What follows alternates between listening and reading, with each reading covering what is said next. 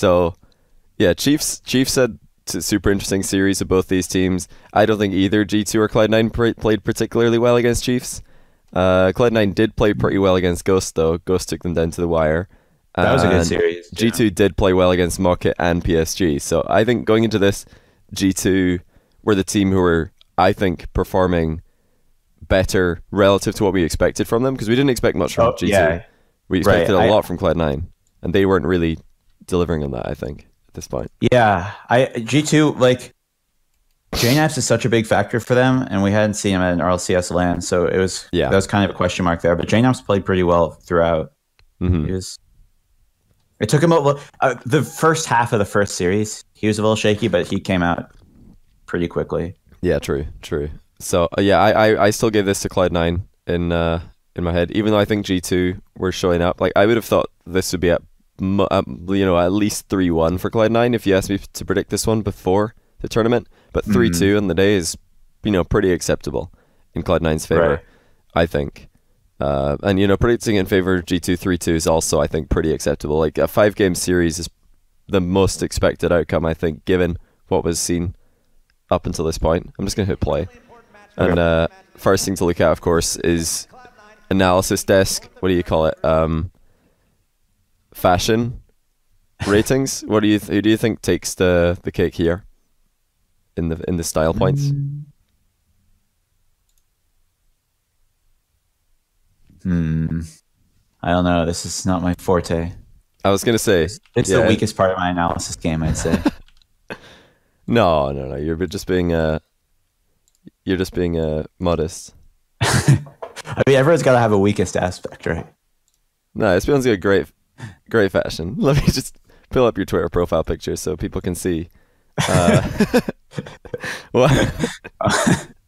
Dude, I had to like buy a suit the day before I flew out because like I was out in California and I didn't think I would need I had one suit and I didn't think I would need it, so I didn't like bring it out there. And but to be fair, I think that the new one here, because I've done this on other videos, the new one here is Yummy Cheese Man, and I think he just wins it. Oh wow, you fit really well on Gibbs's body, by the way. Wait, look at my stream. I think Yummy Cheese Man takes this like comfortably. This is this segment.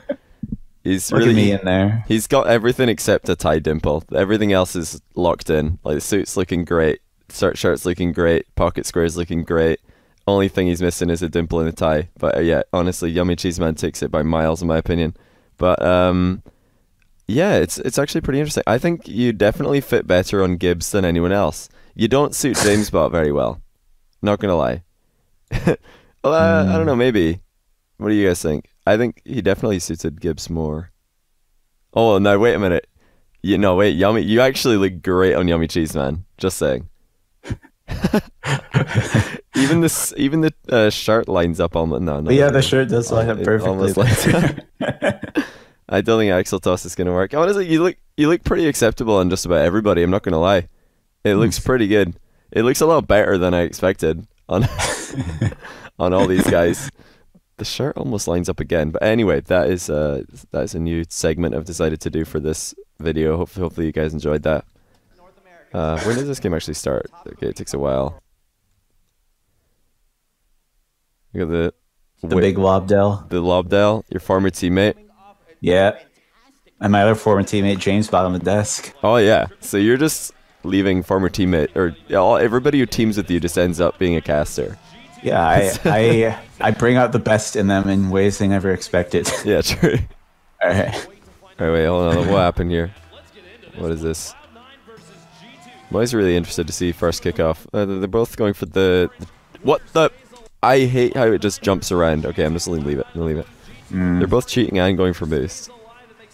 Interesting. I'm not really... I'm not a fan of that if players cheat too fast, but they didn't cheat too quickly, so a bit more acceptable. If JNAPS had hit that, the crowd would have gone absolutely wild.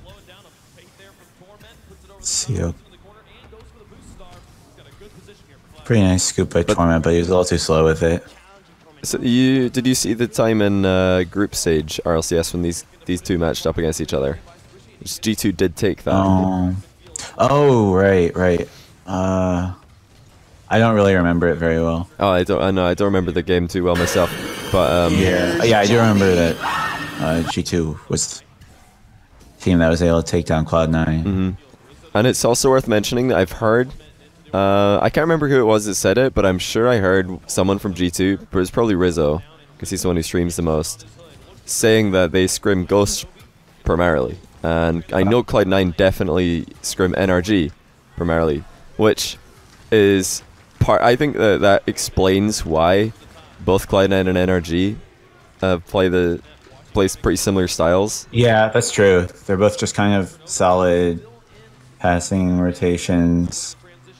And then you've got the more bump-focused G2 and They've Ghost. definitely become a lot more bump focused as time has gone. When G2 first got together, it was just like passing plays to like the point of absurdity. Like they'd have an open net and they just pass it. But then they're really good at bumps now. They're probably the best in the world at timing their bumps with when the shot or the pass across the goal is actually going to happen. Because I see Ghost doing a lot, particularly Zane Jackie, doing a ton of bumps. But sometimes they're just at really random times. You'll just see the Ghost will be under attack, and then you'll just see in the top right corner, Zane Jackie has demoed someone, and you're just like, what? What? Yeah. What is happening back there? It's just he turns it into a 2v2 and demos someone. We'd always like make fun of. He would be like bumping their goalie when the goalie quits at midfield. Yeah. Yeah, that's Zane Jackie bumps in a nutshell. He's just off on his own, playing his own little game of bump 1v1. Oh, the team clear. But there's times like if you get a clear off of it, sometimes the other team they're like absolutely not expecting it. Oh yeah, true. This is true. Just leads to like a free goal. It's really funny. Or just a ton of space in transition. Okay, so is this backflip here relevant? Yeah, that actually. That touch from Kronovi when he tried to like Kronovi tried to like pre-jump and block it, and the touch kind of popped up really awkwardly for them in a way that he definitely didn't want. Yeah. JNAPs tried to buy time, but it didn't work. It was just because Rizzo was turned sideways, and then Crow's bump just like kind of left in the neutral zone. Good. There you go. It's a good read by Crow. He just ignores the keeper here, which is actually noteworthy because obviously Gimmick is beating Crow to that ball if he hits it, but Kronovi just ignores him, and he's like, well, the only reason for me to be up here is if Gimmick misses, so I might as well just hope that he misses and keep on going for my shot. That's something that Crow is really good at. It sounds really weird to say it like that, but when someone is going for a ball, there's so many situations where it's like, you should just keep going for it. You're not going to be doing anything else, and you're spending maybe 5 if they do hit it, what's boosts. the point? And if they miss it, that's the only reason for you to be up. Right. Sometimes you just keep on hoping. Just keep going for it. But mentally, it's really hard to keep trying to hit the ball the same way you normally would if there's a defender there. Yeah. But Crow just scores it every time. Wow. Really nice pinch save. You get especially because you can just get psyched out by the goalie as well. The goalie's up and you just think, uh-oh, he's getting there before me. I better just fly back down. Oh, he missed! And then I wish I'd just believed in myself, just gone for it. Right. Yeah, that's something I was always quite bad at. Oh, nice infield pass. That was sick. The main thing I'm looking for from Cloud9 this game is clears, mainly, because they were not clearing the ball well against Chiefs. And I know this is now a whole series on and a bit because they've beaten Ghost already, but versus Chiefs, all 3 players in Cloud9 were clearing really badly. So much that, I just had to talk about it a lot when I was reviewing that with Yummy Cheeseman, and all my YouTube comments are really triggered because they're like, no, Cloud9 are good. Stop making fun of them. When actually they're just clearing the ball, probably the worst that they've ever done in their lives. So that's the main thing that they're looking to improve on further on into the tournament, is just stop giving the ball away. But G2, like, really, they're just probably looking to continue playing their own game because what they're doing is working. Like, what they've done so far in the tournament, aside from day one where they were just trash. Yeah, day one they were just like a little off, so in all their passing plays, and like they play with a ton of faith in each other, and then since they were a little off, it made them really second guess themselves. But after that, they were doing a great job with their usual passing and stuff. Yeah, like JNAP started trusting Rizzo and Kronovi a lot more in defense as well. That's something that can happen when G2 are playing badly, is JNAPs will just start ball chasing everything, and that can work if your teammates are aware of what you're doing. But if they're also jumping up for the same balls, then that's not good.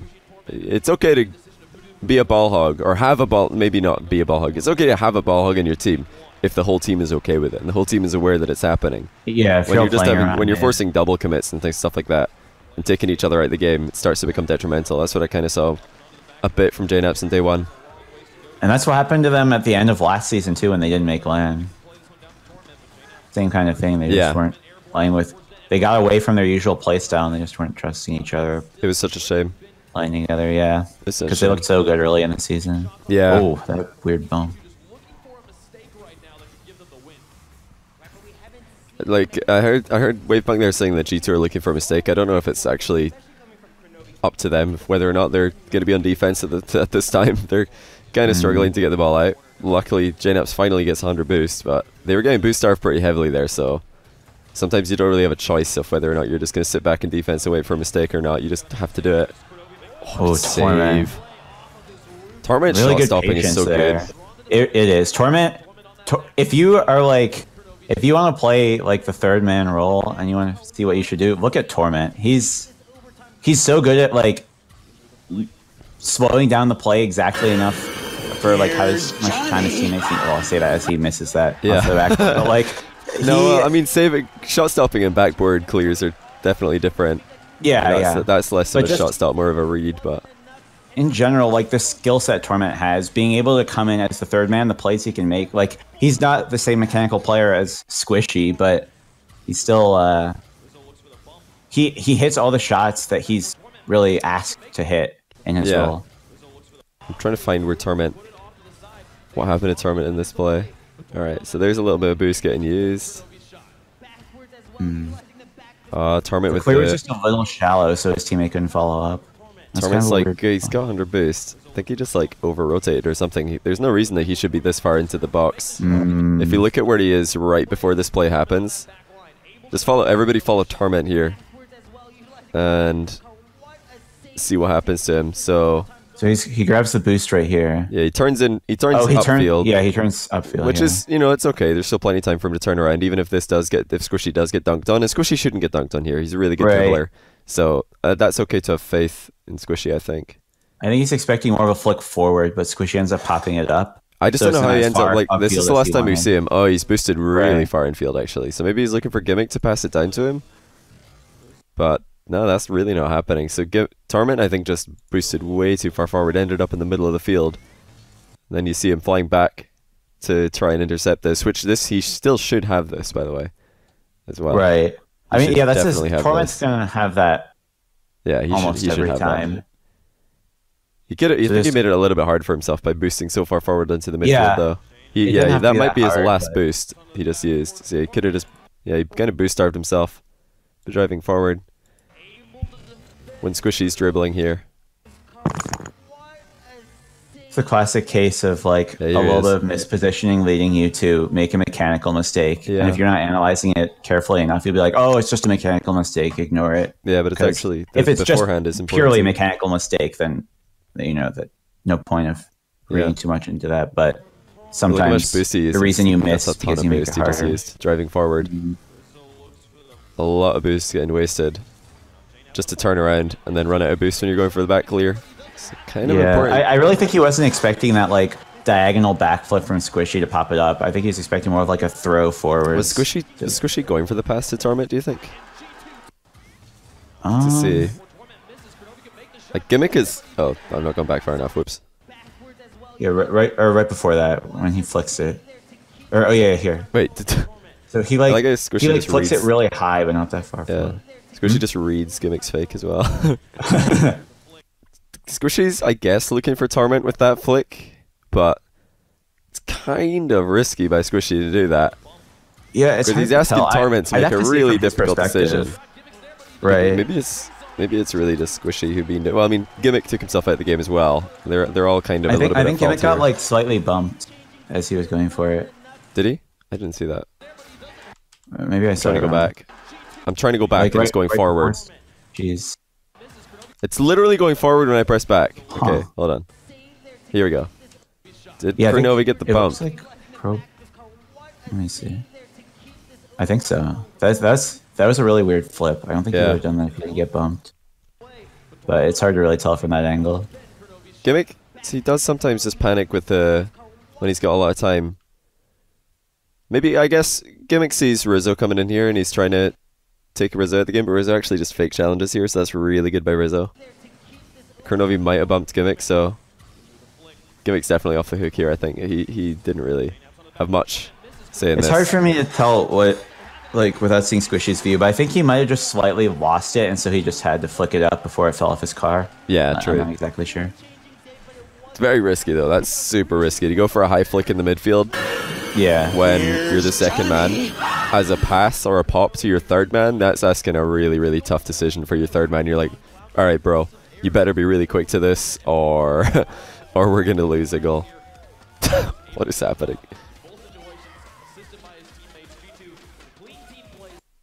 Especially when Gimmick is already out of the play, when he's gone that far up. I don't know if it's a safe idea. Yeah. What, did this pause? Okay, there we go.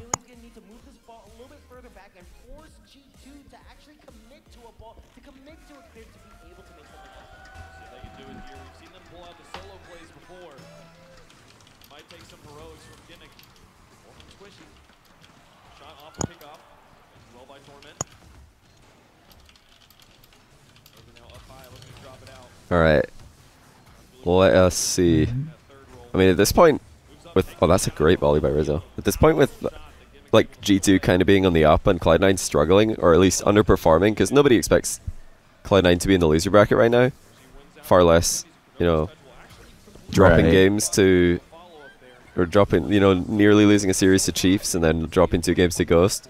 So... Yeah, I think that especially... I mean, PSG is not an easy matchup in winners to start off the entire tournament with. Yeah. They didn't look as dominant as I expected once they got to the losers bracket. But it's a good demo. yeah, it was good defensive. Yeah, good defensive play all around. Janos with a demo and Rizzo just lobbing it up for Crow.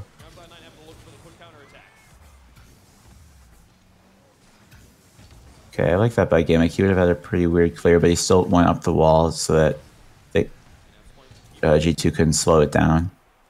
I am impressed by G2's ability to just absorb this Cloud9 pressure really well. They're not panicking too much. Well, just I say that Kurnovi almost gives it away, but he followed through nicely. Yeah. He almost hit it too far, but then he managed to reach it just. A bit of a double commit there. That wasn't the touch Squishy wanted. Oh, So, oh wow. that should have been a goal. That's dangerous, yeah. That should have been a goal. That Torment time with a there. whiff. Pretty close. I wonder, like, Cloud9 they really didn't have a very good LAN here. They really didn't. Compared, especially since they won the 2 LANs previous to this one. Right. They They weren't at their full potential, I don't they think. didn't look very clean at any point during this LAN, from what I can see. Especially, you know... that was... That's a really tough thing by Crow there because, like, you have almost no time to decide whether or not it's good to go for the hit, but that could have really hurt them here. Yeah. But he has, like, he lands on the wall, and he just has a moment's notice. It's like, do I dodge for this or not? He doesn't have time to think about whether to do it or not. He has to, like, make an instinctual reaction. It worked out okay. It did, but Okay. if Cloud9 read it, it would have pretty much been a goal on the spot. Yeah, he didn't get it. He was probably looking to get the ball 50. to stick to the back wall, just to make it unscoreable, but it popped out a little bit. Definitely was scoreable. You don't know what happened to Cloud9. They played so well at previous LANs. Well, they say that themselves that they don't get nervous. That's just their analysis on the situation, but I have to disagree. I'm looking at a lot of misplays in all the games I review. Stuff that that I wouldn't expect from players like Cloud9, so I think they did just get nervous. Whether or not they want to believe it, that's just what I think happened.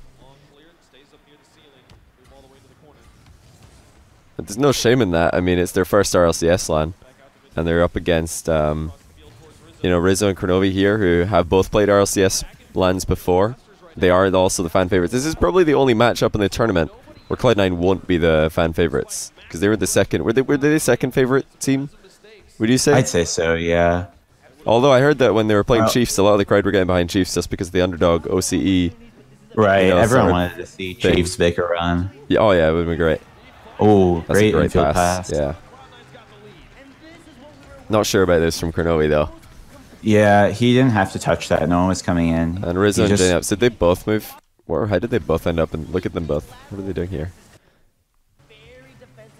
Yeah, they. We can't see how they both ended up shadowing, especially because Jnups and Rizzo, that's the kind of pass that they both love to intercept, and neither of them are ready to intercept this. So with Rizzo, he was. I think he thought Crow would want him to take that little pass, so he was coming in. Then Crow hit it off again. He had to turn around. I'm not sure exactly where Jnups was, but yeah, one of them almost certainly made an overtaking maneuver. I would guess it was Jnups, so I think it was. Probably shouldn't be there. He should probably be. I think Crow should have let Rizzo take that though. Crow didn't need to hit that the second time. Oh god. Oh no. Is this Kronovi again? I think I wasn't really paying attention to who this Just some was. panic here. Yeah, so he Kronovi's kind of misses the touch he wanted there, and then the touch he made there made Jnups to take go right to Torment. So I think a little bit unlucky, but that's going to go right to them a lot of the time. It was Jnups going for a pinch, maybe. This is the only thing that makes this. Jnups might have been going for a pinch there with Crow. I think he's just trying to slam it across or something. But I would have liked to see a pinch here. A pinch would have Crow. made more sense. If he just blasted that into Kronovi, it might just go into Cloud9's goal. Certainly would have made more sense than that. What just happened? It's a pretty risky play. I think if Crow left it, Jnups would have. Oh, do you not like the defensive pinch from your own goal line? I love that play. That's the play I'm making every day of the week. It's perfect. I mean, the key it's is perfect if it hits pinches perfectly. Yeah, pinch perfect. The key is that you just need to, like, the guy who's setting up the pinch, which was Kronovi there, needs to try and not move at all, because if you move, then it makes it harder for the guy who's coming slamming into the ball to predict where he needs to hit it. So if you just sit there with the ball in front of you, just wait, sit there. Maybe flip last second if you want to, but yeah, I would have loved a pinch perfect goal there. That was the ideal scenario in my opinion. Some really interesting, like, 50-50 kind of mind game stuff going on here. Making each other think. That was really hard to explain. Not gonna lie, I had to look at my phone for a couple seconds. Not gonna lie. But it's a pretty one-sided game. Yeah. Kronovi beamed it pretty hard in defense a couple times, and unfortunately, Jnups. Yeah, he was trying to pop it a little up, bit panicky. like, pop it forward, but yeah. I think Jnups is rushing, is like just playing this game too quickly. Rizzo didn't really put that many feet wrong here. Yeah, but to be fair, when you're down 2-0 with 25, it's pretty. Oh yeah. The third goal is off. They're off the hook for the third and fourth goals. Yeah. The first and second were the big problems. Yeah.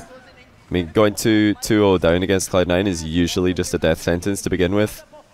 Right. Like, except in the Cloud9 PSG game 5, which Cloud9 just threw really hard. Yeah. That was crazy. Yeah, Cloud9 are really good once they start like playing well. I remember this Torment just shooting it so well. I think he scores another one after this or something. Yeah, once they start winning, they play they play great. They're like, oh, let's just play even better. No big deal. Johnny doesn't work with Squishy anymore. What are you talking about? Like, a lot of you guys think that it's like my personal vendetta against some pro player when they're like somebody used to get casted by me and then no longer does. Like Cux is the big one, of course. But it's not like my personal agenda here.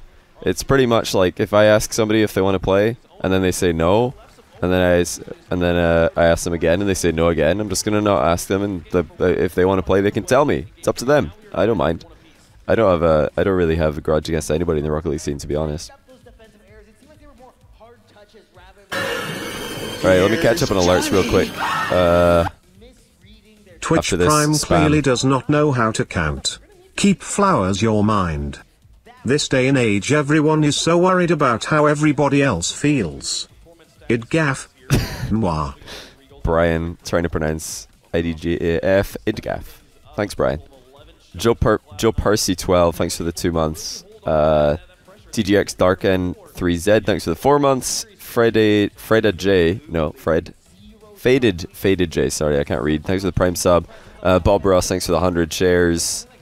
Jablaxo Gargle, thanks for 14 months. Rhino RL, thanks for the Prime sub. And Happy28012, £15 that is a premium donation. Pretty much, if that was like a sub, it would be a super sub. So I appreciate that, man. I think is that everybody. J Mandy, thanks for the 3 as well. If I didn't say that already, but that's probably everybody. All right. Just thought I'd not mute. Oh, call me Zylo. Thanks for the Prime sub as well. All right, I'm not going to do any more sub shoutouts while the game is going on. Let's just pause those for a second.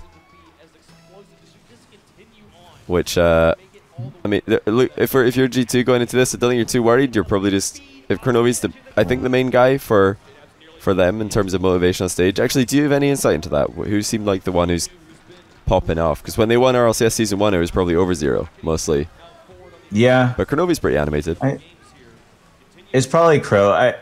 Rizzo will get, in his kind of more mellow way, he's like very inspirational without being as loud, It's just like, oh yeah, he's laughing, having a good time. He doesn't want that.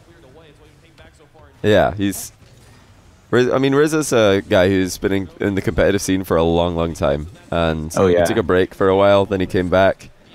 And finally had a lot of success in Season 2. Highest placing NA team in Season 2, albeit 4th place. But you can't really take that away from him. So yeah, especially given that they were the 4th NA seed coming in. Yeah. And just missed out in Season 1 by being the 5th seed. The bump! Hit him in the net and then hit him coming out. That was pretty nasty. Rizzo with a huge 17-mile-per-hour shot. Oh my goodness. Somebody stop this, man. What a bump though by Crow. And that's G2 like knowing each other's habits of going for bumps really well, because usually if you're in that situation, you're just going to try and throw it on the backboard or something so that maybe someone can follow up, but he knows. Yeah, he puts it on going in for the bump. Oh, Rizzo. Oh no, Rizzo. This is G2 playing with that too much faith, and then when something doesn't go right, JNAPS just messes up the challenge, and then it's a goal on the spot. That's what I feel like was happening a lot in day one. They expect each other to make hits that they usually or pretty much always make, but they were kind of shaky because first day of LAN, and then kind of threw a wrench in the works. Yeah, JNAPS also kind of got debated by Gimmick there. He thought, is Gimmick getting another touch on this? And then Gimmick actually just drove away and made an attempted 50-50 by JNAPS, turned into just a bad clear. Yeah, I think he also couldn't see how, I think the ball was blocking Squishy, so he didn't know how soon he was hitting, because he dodged really early for that dunk. Yeah. I think he just actually couldn't see him very well. You understand the faith in JNAPS CBH. Not having, playing that, oh my god, what a terrible goal. Not having faith in your teammate to win a 50-50 as second man. It's not dependent on who your teammate is. Sure, JNAPS is great, but you can't, just put all your eggs in JNAPS winning a 50-50 in the midfield basket when you're third man. That's not a good If that one. happens 2% of the time, it's not worth it to be there. Yeah. And not when you're already winning 1-0, especially. You're already in the lead. No and need they to just go for they do the exact what's same this? thing here. This is Crow goes up and Rizzo starts moving forward. This is probably, this is, like we said, don't trust in a 50-50, but I think maybe trusting in this aerial is, I'd say, acceptable by Rizzo a little bit more. Oh no, it's going to glitch again. Hold on. There we go. This is, oh dear, Kronovi. Oh dear. He went really, it was one of those bounces off the corner of the wall, and he just went up really early for it and bounced somewhere he didn't expect. And he couldn't even get back to make contact. Yeah. Can you donate a Bitcoin? A whole Bitcoin? Are you serious? Is Bitcoin still worth more than $10,000? If so, yes. Absolutely, you can donate a Bitcoin. Not the kickoffs are just going disastrously badly for G2. Yeah, and the double pre-jump is not necessary there. Send one person to challenge the ball. The other person can clean up pretty much anything in net from that distance. Sorry, as long as the corners, they're really tough to save. Because Crow went high here, so if Rizzo had stayed in net, he would have been able to mop up any weak shot that doesn't hit Crow. I think G2 are going for a like really big kickoff here in their favor. They're hoping, like, look where JNAPS is what he's doing. He's deliberately trying to lose this to the left.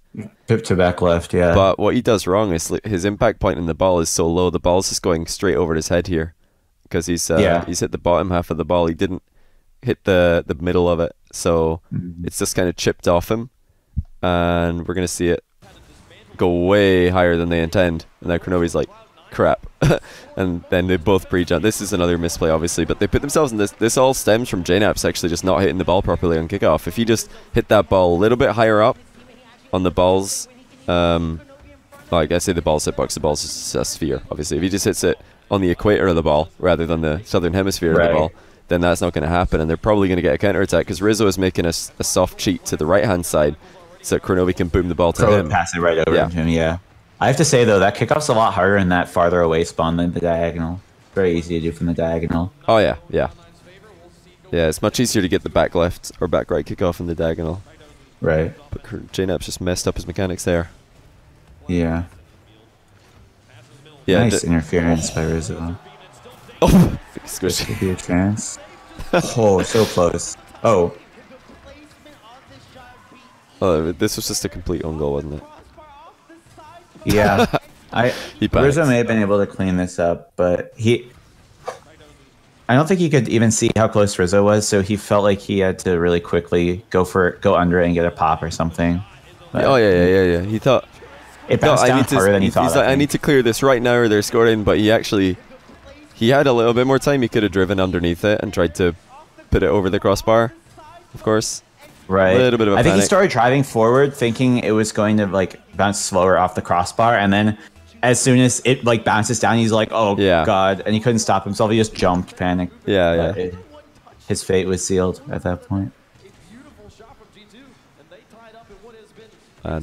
Squishy, definitely, I think the main guy to just never give the ball away on defense, usually for Cloud9. He's usually just so hard to dispossess. But at LAN, he was struggling a little bit to show that. That's a really good touch, though, by Squishy. He's making it so hard for G2 to just collect the ball quickly. Yeah, if he had gotten a little more on that 50-50, that's a goal. It was going right to his teammate. That was a pretty good setup. It's just not like going to work 100% because it's a bit reliant on that 50-50. Very good attack, though. Yeah, that's more. So now the last two touches that Squishy's done have been a lot more Squishy-esque. He's just managed to keep the ball in a position his team can challenge. Well, what a clear. Kronovi's actually looking for a goalie there. I don't know if you noticed. Oh, I didn't notice that. But it's looking for a goalie. If JNAP centers, then it's maybe a goal for them. Yeah. A little bit risky, but with really high reward. Were there any G2 chants apart from Let's Go G2? Or was that it? Let's go G2, let's go. I think I was, or let's go G2, clap, clap, clap, clap, clap was the only chants I heard. That's all I heard. This is why I thought that the Amsterdam crowd was superior, is because they were like chants for individual players. I can't wait. Who was it again? Oh yeah. So instead of "Hey Jude," there was "Hey Cuxer." No, it said "Hey Jude." It was just Cuxer. That's the the version of the Beatles classic. I can't remember what the what the song for Marky was. Oh, it was "We Love You, Marky, We Do Da." That was that was a classic. Wow. You got to come up with like unique chants, you know, wholesome, naturally occurring chants. None of this just repetitive nonsense. It's all right once or twice. Oh, that's another good pass by Gimmick. Yeah. Cloud9 are really deceptive with their infield passes. They sell the shot until the last second, and then it turns into a pass. Like even here, everything looks like they could be shooting right until they touch the ball. Right. And that's what you have to do now that teams are starting to get better at defending the infield passes. You got to mix it up. There that is a my goodness, infield pass. Gimmick is doing a phenomenal job hiding his passes, hiding his intentions. Yeah. G2 hanging on. The longer you delay it, the better, because then you can react to what they're doing. If they're like overplaying the infield pass, you can just shoot it. Yeah, and Rizzo loves to contest infield passes. He loves to move up on those. Oh yeah. It's good speed by Gimmick, actually. It's almost ceiling height, and he manages to get up way before JNAPS could recover. Oh, now that's risky. Yeah. Oh no, Kronovi. Oh no, That was not a good Cronovi. clear. Wow. Oh, That was dangerous. Cronovi The having pass was a little farther. dodgy couple of games here. Yeah, he's had some kind of panicky touches. I think it was day 2. No, it was day 1 when Cronovi against Chiefs. I was saying, you know, he's had a couple of whiffs, but oh no, it was against Galeforce. He's had a couple of whiffs, but at least he's trying to play faster because he knows he's just going to be taken out of the game if he doesn't. So it's not been that same problem. Oh, there's the demo. If Cronovi had rushed that. Wow. Oh my goodness, Wow, Torment. what a contest by Torment. He actually, like, that it's so easy to get mind game there, but he went up to the ball and then dodged sideways into it, so that even if they tried to mind game, he'd still Yeah, get he's blocking piece. both the shot and the mind game, right? Yeah. Recognizing you have time to do that is not easy. Because sometimes you try and do that, they just hit it too quickly and you don't even get there. But Torment's one of the best in the world at playing this. Squishy almost screwed Torment really hard there. He's just like, I'm taking this sideways as Torment comes in for the boomer. Oh my goodness, I can't believe Cronovi jumped for that. That was so brave. Yeah. This was Yeah. this was a little bit too ballsy in my opinion. Like, this is the ball where you're like, I hope none of them have any boost. Oh no, Gimmick has boost. If Gimmick had gotten that, like, pop touch, it's just, the game's Yeah, over. that's GG right there.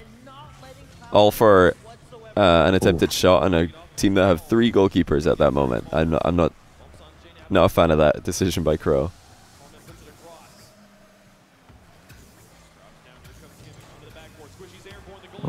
Oh. Squishy, And try if to correct that spent line. like 40 boost driving there, he probably would have had enough to score that. Or if he just, I think, jumped in the right line. He jumped and then he had to fly back Yeah, but against he didn't. himself. Right, he didn't have against the his boost to momentum. compensate. Yeah, Because- definitely a scoreable shot. Good double. Already end to end here. Oh, wow. Squishy really smart to stay on the wall there. Got a 50-50 and then just stayed with him. Oh, that's smart. J-Nap's out of the game.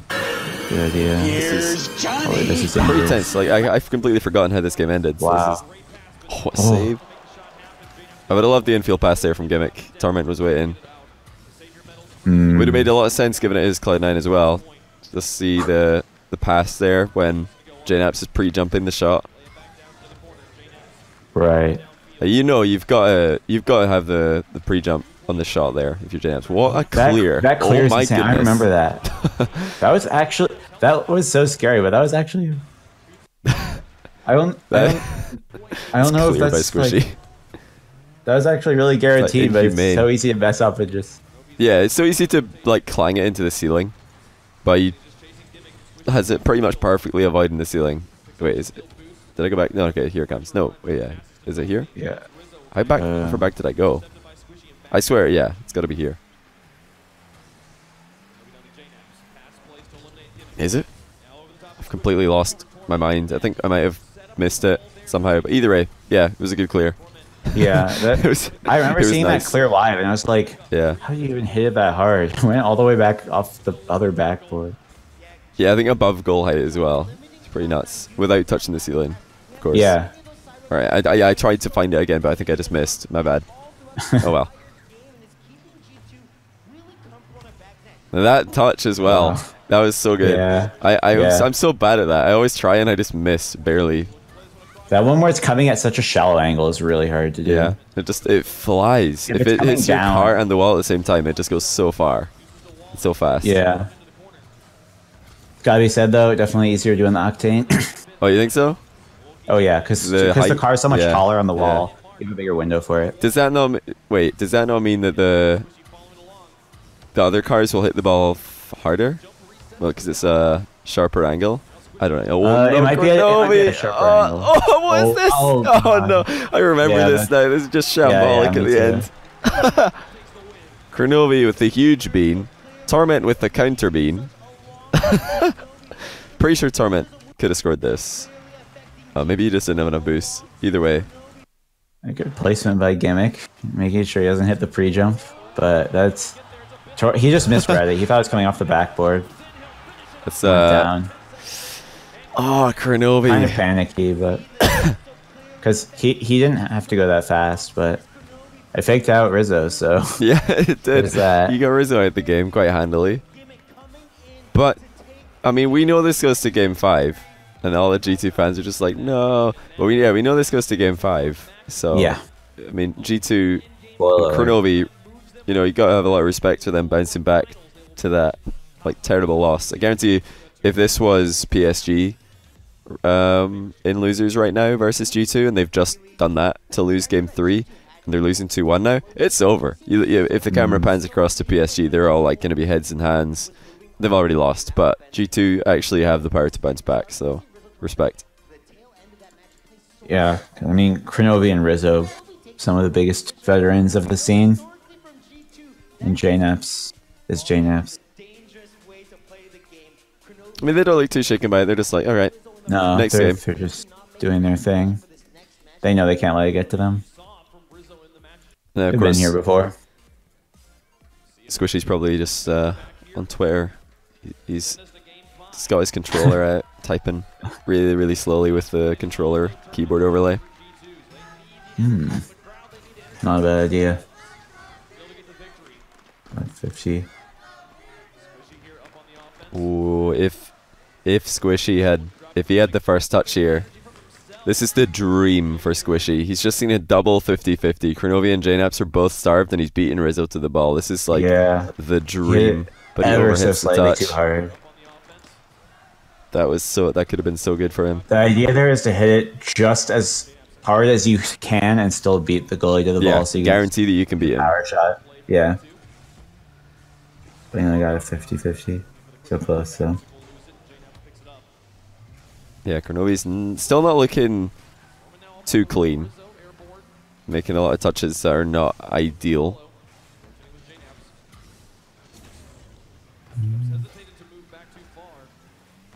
I mean, what overall in the season, obviously JNaps carried a lot on the statistics, and I mean, we know that he clutched it really hard against Ghost to get the playoff spot secured, get the LAN spot secured. But what did you think about Kronovi in all season long? You know, maybe leading into this, so he just got so faked by Gimmick. Yeah. Speak to that a He's little done- bit. I'm gonna pause while you do.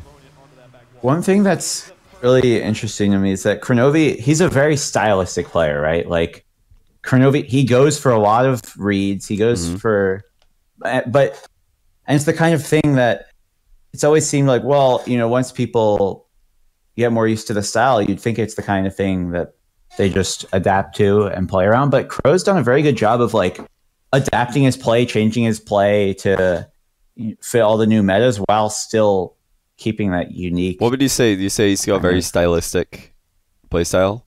What do you mean? Yeah. By stylistic, how would you describe it? There's Somebody just some who doesn't play Rocket things League. that. Oh, so sometimes there'll be something that you see Kronovi going for, and then it's like, oh, why is he going for that? And then they just score a goal off of it. Yeah. And it's the kind of thing. If it's just a bad player, you're like, oh, that's just a fluke. But he does it all the time. He And just it's sees things that other people don't see. Right. He's insanely good at reading what other people are going to do. So he goes for a lot of reads. And sometimes, you know, he's going to miss the read and it looks a little silly, but he gets so much off of it. And it's the kind of thing that he's been able to keep adapting as players have gotten better and the meta's changed. So something that's always impressed me. Yeah, but I've got a highlight here, and I know I'm not Kronovi. Well, I'm a little bit Kronovi bashing at this point because we keep on highlighting the mistakes. But we talked about this the other day in another one of the replays. If you're not last man back and somebody's dribbling, hit the ball. Don't go for the read. You need to hit the ball there. JNaps did a phenomenal job, but Kronovi just left JNaps out to dry. See, if Kronovi just hits the ball here, obviously he's going to take Gimmick out of the game and maybe get a dunk goal, maybe get a really solid attack going off of a block. But by allowing himself to get faked, he's now put JNaps in a 1v1 situation against a dribbler who doesn't need to recover. Like, Gimmick is taking Kronovi out of the game by doing absolutely nothing. So now JNaps has to shadow, which is really, really scary. So I don't like that from Kronovi at all. If you force it high, like even if he gets the flick, by forcing it high, he doesn't have control over the ball anymore. Yeah, and JNaps But just if you go try take it and free. cut off the high angle, then when he then when he keeps it low, he's still got complete control over it, as if you just never were there in the first place. Exactly. So all you guys who are trying to make like crazy reads when you're not last man back, just hit the ball. Just hit the ball in threes. It's that simple. Unless you're trying to like block a, like I was talking to Naomi Cheeseman about this, unless you're trying to like block a pass or something even more dangerous than the dribble. You just gotta block the most dangerous option essentially, which usually against a dribbler is get you getting mind gamed. Usually if somebody's dribbling, the worst thing that can happen is you get mind gamed. If it's like on their end and it's like a guaranteed goal if you do get it, then going for a read's okay, assuming that you're not last one and it's a breakaway situation. But when it's like midfield, you're not going to like score a free goal off of winning it. So this is a pretty sick outplay by Squishy. Yeah, I remember. I love that. He's just ruins Gimmick. Yeah. What a play. Yeah, I was kind of, when I saw that, I was kind of curious what he saw. I'm assuming he just couldn't see Gimmick because of the ball and he thought he was really far back or something, so he tried to back pass, but I'm not exactly sure. This is why another thing that to note here is like this happens quite a lot in 3v3. Like the ball will just cross over. Oh, why does it go forward? This is so annoying. I'm pressing back on my keyboard and it goes forwards. But anyway, I'll skip a bit further back. But the ball will just kind of cross over the box. We're gonna have to wait a while now because yeah, clicking is really inaccurate. But yeah, when the ball like crosses over the box really quickly, and then a bunch of players just happen to be following it. You know what I mean? Just like the ball will cross over, and then players or whatever, for whatever reason, following the ball, whether it be demos or just recovering. And in that situation, you have to be so careful not to dunk or block on your teammate who's coming in to intercept. Right, at least you'll have awkward situations. You'll always have a teammate. We've gone so far back. I barely clicked to the left of the circle, but we're so far back apparently. My bad. I thought I clicked pretty close, honestly, but here we are. Wait, did I even go? I don't think I even went further back enough. I didn't. What on earth am I doing? Oh. Right. This is like, I swear I clicked to the left of the circle. I didn't even look at the score, but that was 1-0. Here we are. Okay. So the ball's just like cleared, and both Gimmick and Oh, why does it? So many things annoy me about this. But yeah, now everybody in Cloud9's on one side of the field because Squishy and Torment are trying to recover, and Gimmick's moving in. You have to be so careful recovering here not to block your teammate. It's 100% on the guy recovering not to bump or get in the way of his teammate, in my opinion. In that situation, you need to do everything you can to get away from him. Like get up on the wall or something. Don't rotate exceedingly wide so that he knows. Yeah, just get way out of the way. Get as far out of the way as possible. Usually going the wall's a pretty safe way to do that. Yeah, they're not going to go up on the wall for a hit like that. Yeah, sorry for being in that. What do you call it? Guys, I honestly just don't know this. It's so hard to navigate when you're in sync video. You try to really go back and it's just like fast forwarding. It's happened again. This time Squishy's at the back and Gimmick and Torment are the ones up. But this time Squishy turns around, so he doesn't even give Gimmick or Torment the chance to dunk on him and score an own goal. So let's play a bit more safe. But you can avoid that situation entirely if you always just rotate away from the ball. If you're trying to get back from attack to defense and you just go the opposite direction the ball's going out on the right hand side, you just go out on the left hand side, you're going to end up in a much more intuitive position with a lot more information. Right, I mean the more like exaggerated and the wider your rotations are, the less awkward situations you get in, which are oftentimes the reason that you make a mechanical mistake. Yeah, you put yourself in something very awkward. Exactly. It is very unusual to see Cloud9 very like boxed up together because they're usually sort of spreading out. Too close on the pass. Really good anticipation by Torment there, but if Crow put it a little farther out, then it might have been able to work. Like you've also got to think with how much these teams pass. When the pass is that obvious, like in a 2v1, kind of just using the pass option as a fake isn't a bad idea. Just like baiting the goalie by the knowledge that that you've got a teammate over there is not a terrible idea when they know that you're so inclined to pass to each other. That's like the next level. That's where it's going to go pretty shortly, I think. And then people will start like now that play is pretty like quote unquote optimal. People generally know what the best decisions to make are. And people are starting to like read that and key in on them. That's when you can really, because like if people aren't always defending properly, you can't go for the fake because they might not defend it properly in the first place. Yeah, that's why fakes don't work in low rank, because just nobody cares what you're doing. They just see the ball and they go for the ball. You try and fake them and they just take the ball and you're like, well, and fakes don't work against bots because they're coded to hit the ball. They don't care what you're doing. Yeah. So taking your play to the next level by just doing the thing that a bot would do can sometimes get an outplay. Oh, what a bump by Kurowi. Same gimmick flying. It's also worth mentioning, I think Cloud9 are probably the best team in the world at just having someone over in that blind spot when they're attacking. They've got somebody way over the other side of the field to pass to. And the defense are really stretched to both keep an eye on the ball, which is on one side, and the third man, or the guy who's attacking on the other side, making himself wide open.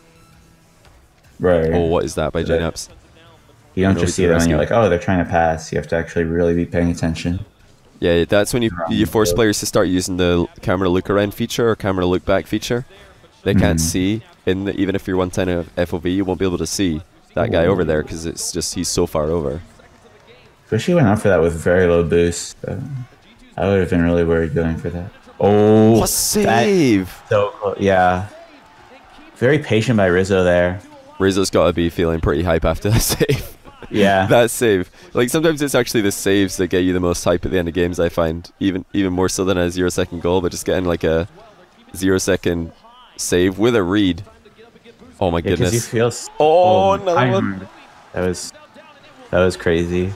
Yeah, because when you make the save, like, you just feel like, no, this is not happening. I guess you see them like go in, they're making the pass, you're like, oh god, no, like this. You know the worst thing about this is that we're in friggin' auto cam. It makes this look so much more trash. If we're in Rizzo camera there, that would have looked insane. And then if we're in Kurowi camera here, too. or even if not even Rizzo camera, if we're in like anybody's camera who's in the action there, so either the guy making the pass, taking the shot, or Rizzo, that save would have looked a million times better. And here, if we're on Torment, Gimmick, or Kurnovi, this save looks nuts as well. But because it's an autocam, they all just look really slow. I don't know. I think autocam ruined the hype there a little bit. Like I knew it was good saves, but I'm kind of like, oh, that's a golf clap save. But if we're like in person, I would be going, oh, play of the tournament right there, boys. That was nuts. Yeah, I can't believe they brought it all the way back down the field just for another crazy save like that.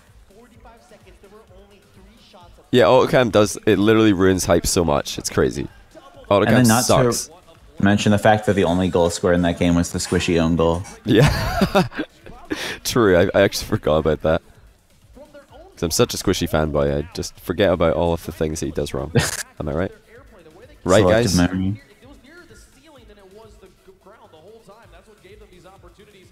See, even there, it looks so much better from even JNap's POV, and he's just some guy recovered in. Yeah. Would I take the job as cameraman if they paid me? Sure. Like, if they paid me like the same rate as a caster day rate, then yeah. Quick note about camera work. Flew me there, obviously. So the problem with the camera is that every game it mixes up the people's names for which number they're on. True. Because they don't join in the same order, and the hotkeys are like 1, 2, 3 for the players on blue team, 5, 6, 7 for the players on orange team, and it changes around every game. So as a spectator, like once you get near the end of a game, you're finally getting used to it. You're like, oh yeah, I need to go to Squishy 2. Okay, now he's passing to Torment. I hit 1. Then you go to the next game and they're in a different order. You're like, I need to go Squishy 2, and you're like, oh, I just went to Torment. He's taking. What did you do? Did you do spectating at the LAN or something? This sounds a bit defensive. At Brisk. Oh, you did it at Brisk. Okay. Yeah. See, I mean, all I used to do when a couple of times I tried, because I was like, right. I mean, when I'm casting on stream, I just have the numbers showing, because some people like having the numbers there so they can see who's playing. Because on my stream, you don't always know who's going to be playing. You come in and you check the whole lineup, so I just leave it on. But I've tried without it a few times. The way that I found that's the best way to do it is you don't use like windowed full screen. You just go windowed mode, make it a smaller size than your actual and then write on a notepad or something game, and then well, actually what I do is I'll just have a Microsoft Paint window that's full screen behind it, and right at the start of the match I'll just take a screen cap of the Rocket League window, tab out, paste, tab back in, and then since your Rocket League window's smaller, you've got the names across the bottom of a different window that's not being broadcasted, so it's essentially the same thing. You can see it, but the stream can't. If only if they're the easiest way to do it would be one, have a actual spectator version of the client that the spectator can see the names at the bottom, but the output doesn't. So you could output to the stream and it wouldn't see. Oh, that's a good pass. But then the other way to do it is just have it in alphabetical order, so you just know who it's going to be. Like blue team first in alphabetical order is going to be 1. Second is going to be 2. Third is going to be 3. Anyway, that's it. Yeah, I'm sure they're working on some sort of overhaul or something, but I wish in the meantime they would put in some alphabetical thing, because I think there's so much room for having observers. Oh man, observing. There were a couple times where I got it perfect, where I was like, there's like a 3-man passing play. I'd get the first guy, switch over to the second guy as he hits it, switch over to the third, and it just looks so smooth. Oh, it looks so clean. You're basically. I've heard people say when you switch it too much, new players don't understand what's happening. Well, yeah, if you switch it too much and you're a terrible observer, nobody understands what new players don't understand. If you They're just like, what's going on? They're like, their perspective is switching all over the field. They don't know what's going on. But if you do it right, you can actually show the new player what's happening. Somebody brand new to Rocket League, they're just getting like shown the game from an expert, and their viewing experience is going to be enhanced regardless of how familiar they are with Rocket League. That's what I think. Like I think like you've probably nailed, like you said, nailed some of the observing in Brisk. I had one series I did while casting from Insomnia 60 Grand Finals, and I nailed some of the switches blind. You know, just because I know the game well enough and I know the players well enough that you just know who's going to be moving into the play next. And it's just seamless. It immerses the viewer way more than AutoCam does, where you're just floating through the game. You're like, okay, well, where are we right here? What are we seeing? I wanted to go back to this to point out, I don't know why Torment front flips here. Like, if he side flips here, he could maybe just score. Oh, for goodness sake, it's frozen. This is like the dream, clear position, where it's just going to whip up off the backboard, and then if you can side flip underneath that, it's going to do exactly what happened to Squishy's clear the last game. Works okay though, because it's tough with when it bounces off the corner like that, because if you like mess it up and it goes down, then it just like goes past you. You're like, oh, whoops. That's why I love when players. How did this go? Wait, how did this go all the way here? I tried to go back again and it jumped forward. Yeah, that's why I prefer to see side flips here, because if he side flips, then it's gonna go so far. JNaps. Yeah, ended up passing it to him. Maybe it does cover more angles. Did Rizzo feel side flip there or something? Either way, I don't know how G2 didn't manage to punish this. They should have been able to punish that bad clear by Torment. Certainly without getting scored on themselves, even though it is a decent pass by Gimmick. Yeah, it is the kind of thing that they have to play around the booming clear, though, so they have to start to turn around. At least some of them do. Because if you don't respect that power clear, then you're in trouble if he does get it. Yeah. Wow, that pinch.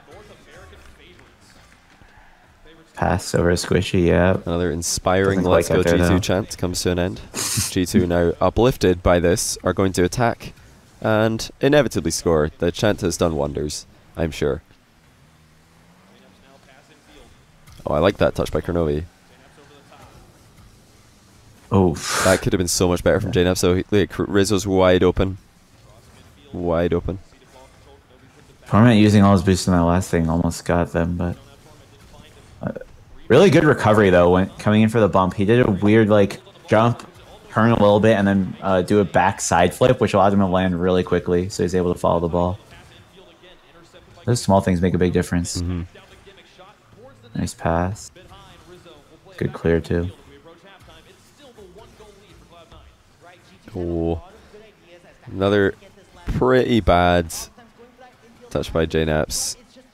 He needs to be. I think JNaps when they're losing plays a lot less calculatedly, if that's a word. Ooh. A lot less calculated, I should just say. Just kind of booms everything and drives really fast. Oh, Torment nearly with the phenomenal own goal. Yeah. Oh man, that's so hard with 10 boost.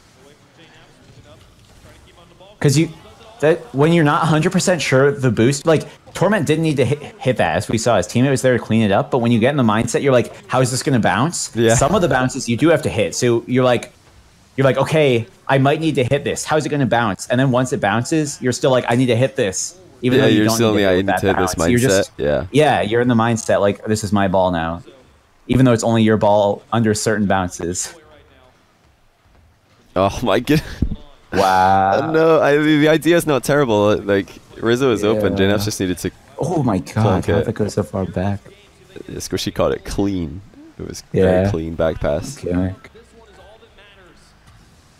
mean, I like how... Honestly, I do like how G2 are trying to get back into this. They're trying to control the ball. They're trying to look for passing plays.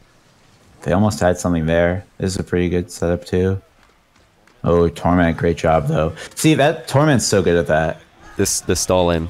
He sees Kronovi jump. He's like, okay, I know exactly how long I need to take to make him miss. Then he waits for the next guy to come in, hits it up over him. Buys so much time for his team who's on retreat. Oh man, now G2 are just starting to clear the ball into the same corner over and over again. Squishy just blocking multiple. But we gotta remember this. The goal that Cloud9 scored came off of a missed clear off the backboard from Torment. Squishy really far up there. Oh! That's if so Rizzo dangerous. flipped, would that have been a goal? He played this a bit greedy. Why is he? Maybe if he had jumped, I think he would have had to approach the ball farther to the right for it to go in. Yeah. But yeah, Like if he went farther to the right, he could have like jumped and then. I think he should have just like gone to the right and then flipped left, tried to body that in. Could've worked. It's such a small difference, though. It's hard to line that up perfectly in real time. I think that it was a little sloppy. I think they even didn't know exactly what was happening. Yeah. Wow. See, that's a kind of dunk from Crow that like. Oh, sorry, I've gone back. A lot of players wouldn't go for that. Yeah, we'll see it again. But I mean, what you just said, I already agree with, and I didn't see, but I know it's going to be true because of what you're saying. Kronovi going for a dunk that not many other players would go for. Yeah, see if this is like 1v1 player right here. It's a goal. Like maybe was Rizzo looking for a pinch with Crow? I'm really interested to what he was thinking right here because this is a tough situation to play perfectly. There's a lot of things about to happen very, very quickly. You don't have time to communicate with your teammate what you want to do. I think they should both flip, right? Just both of you flip into this ball. Just hope for something. I mean, honestly, if that happens, there's a pretty good chance it squeezes out right to JNAPS and he slams it home. I think that's probably the highest percentage play is try to 50-50 it out to JNAPS, but funnily enough, if Rizzo didn't hit this, I think Kronovi was scoring. Funnily enough, let's see. He may have. If Rizzo just like hits the break here and does nothing, I think it's a goal. I think it's a goal. It's this touch by Rizzo that takes it away from Crow. But of course, he's trying to pop it to the top right or just the slightest variation though makes things go so differently. It's so hard to make those decisions so fast. It's purely instinctual. You don't have time to like. Yeah. The idea was right. He just needed to execute a little bit better. I think the fake was really smart. Really, really smart. Right. Yeah. I agree. All right, I'm looking out for this Kronovi. Wait, did the Kronovi dunk already happen? I'm not seeing it was just the one where he like jumped up for it. Oh, that bump to seal the game.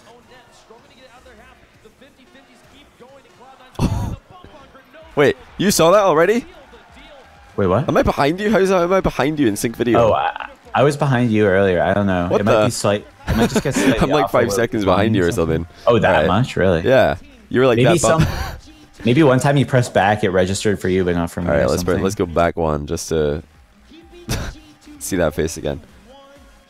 That could explain why it goes back or forwards for you sometimes when you hit back. It might be like you say back and it like checks where mine is and where yours is, or I don't know. Hold on, I skipped some awkward gamer hugs. We've got to go back and see that real quick. Cloud9 absolutely thrilled with all the money that they just won. So happy. Thrilled. Now, of course, they're just focusing on the task ahead, boys. I wonder what would happen if they won. Yeah, I mean, when you go from like guaranteed fourth to guaranteed third, you don't think about the money you just clinched. You think about the losers finals. So let's slow-mo this gamer hug real quick. Hold on, this is good stuff. Surely it's gonna unpause, right? Okay.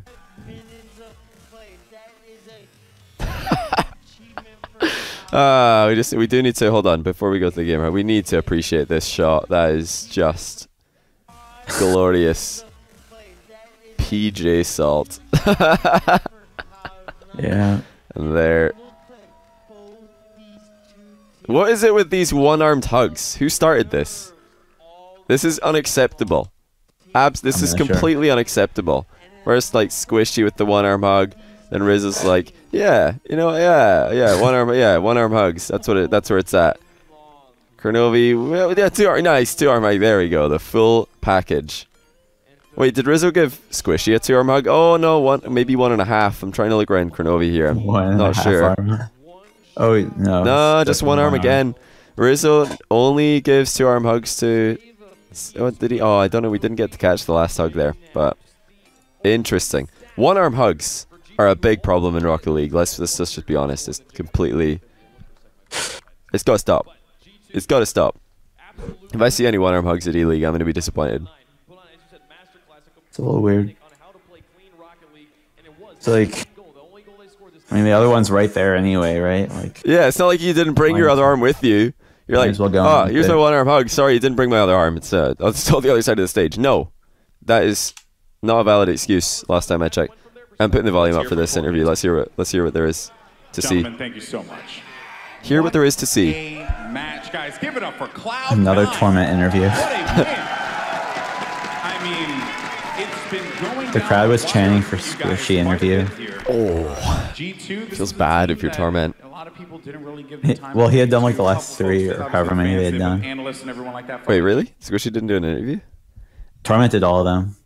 Come on, Squishy and Gimmick. Like, it's part of the job, guys, to go and like you're being flown out there to put in a probably 4.5 5-star. I don't know, probably 4.5-star hotel or something. Like, it's got to be a pretty good hotel. I didn't see much of the pictures, but and then you know, yeah, they've always accommodated us pretty nicely. Yeah, you're getting paid pretty good money to play a children's car ball game, and then you won't even go and answer some questions. You could literally, Squishy could go up on stage, get interviewed by Golden Boy, say yes to every question, and people would love it. You know what I'm saying? You go up here, and even if Golden Boy's question isn't a yes or no question, he could just be like, yep, anyway. Like, just be like, into the microphone. Yeah. People would love that.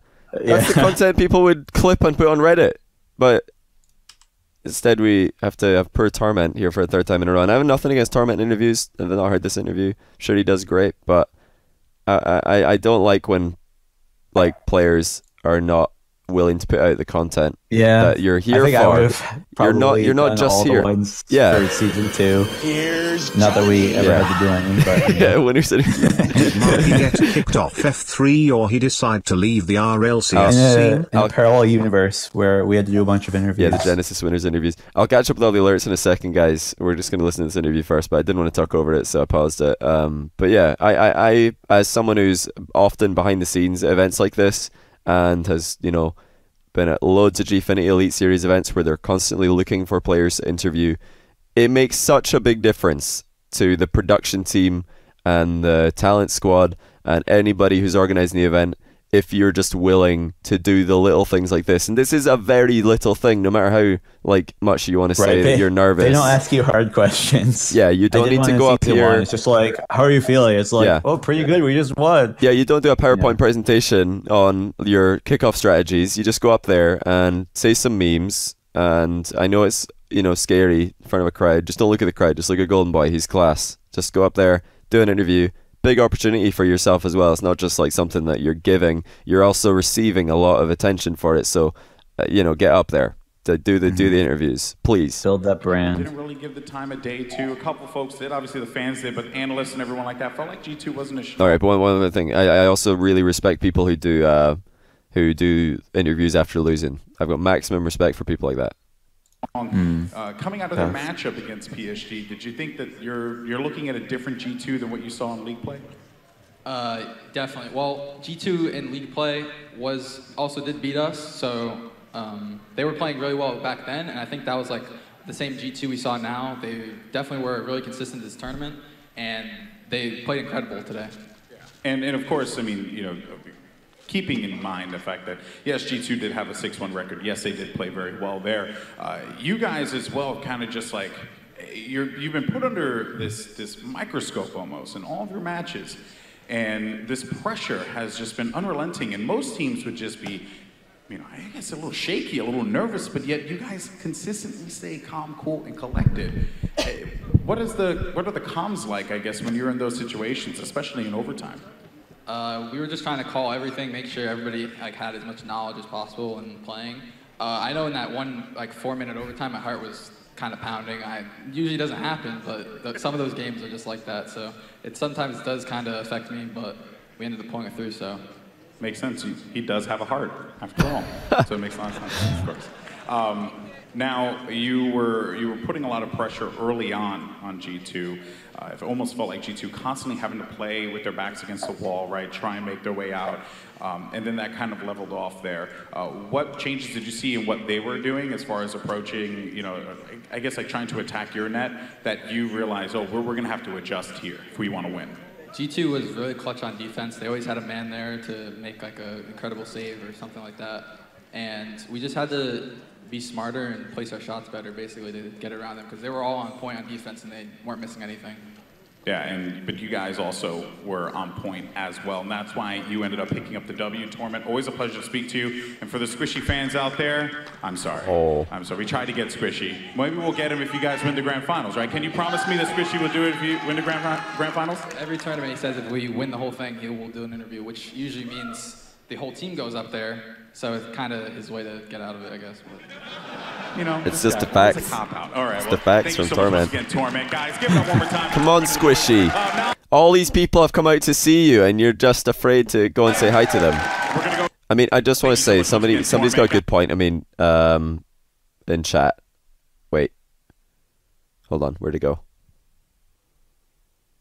I've lost it. Wait, somebody. Well, in essence, I read the comment in chat. I've lost it, but it was about fear of public speaking. I know that's a real thing, but this is why you get people like Golden Boy to do the interviews, because even if you completely forget what to say and you lose, even if you lose everything that you had planned to say in the interview, and you just have massive stage fright, Golden Boy's gonna make it okay. Right? That's the interviewer's job. Your job is not to go up there and convince people to invest in Rocket League, because look how good the interviews are. No, you're just there to be yourself. And I think it is part of the job, I think, for people whose first language, if you don't speak English, fair enough, but as far as I know, everybody at RLCS speaks English, so you should probably just accept it, even if you're not happy, even if you're not comfortable doing it, do it anyway. Just force yourself to do it. It's like any other skill in life. You won't get good at it unless you practice. You miss all your backboard rebounds, practice. You're scared of interviews, practice. Right? Just go and do it. And the only way to practice the interviews is to do it. It could somewhat help to try and do it without an audience, but it's really not the same. You gotta and I mean he's got a big YouTube channel. He talks or he records himself talking in the microphone, which I honestly think is scarier than doing a live interview. Like I hate recording more than I hate live stuff. I don't even hate live stuff. I love live stuff, but I hate recording. But I think it's a big thing that needs to just be accepted by pros. This is literally part of your job. This is literally part of the job that you're signing up for by being a pro Rocket League player. Accept it. Do it. I think it's more and more getting there, but still some ways to go. Yeah. Easier said than done. Some people have been saying leg shaking and stuff. That's fine though. If you're leg shaking, it's no big deal. Nobody's gonna hate you for your leg shaking up there. If anything, people are just gonna be like, big props to Squishy going up and doing the interview even though he's nervous. I guarantee you that's only gonna get you more props. Yeah. No, Squiddy1983, I also emphasize with the difficulty. That's why I'm trying to rationalize it. I'm trying to put it in a different perspective. This isn't something, that you need to enjoy to do. It's not like when I imagine when these players are getting asked, do you want to do an interview, they take it literally to mean like, do you want to do an interview, when really what they're saying is, will you please do an interview?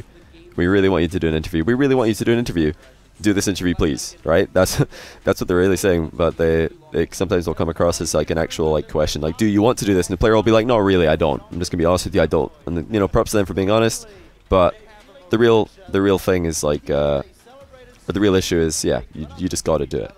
Some things in life, there's part of every job that you don't enjoy. Just accept that. There's going to be parts of every job you do in life that you won't enjoy. And if winners interviews is the one thing in Rocket League that you don't enjoy as a pro player, that's pretty good, if you ask me.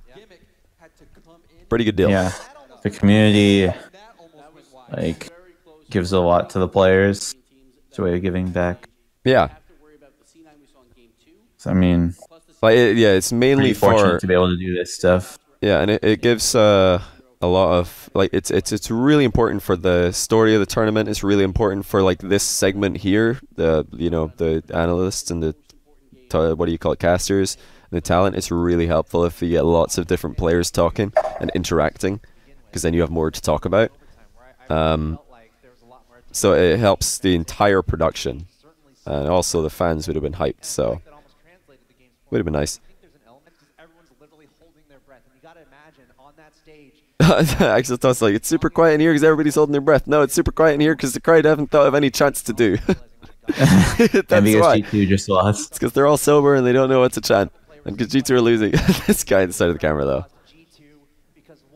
Yeah, also, on the topic of the interviews, one last thing. It definitely, like, after literally doing it, like, once, Yeah. it's so much easier. Like, the first one I did that was, like, I only did one at LAN, but I think it was before that.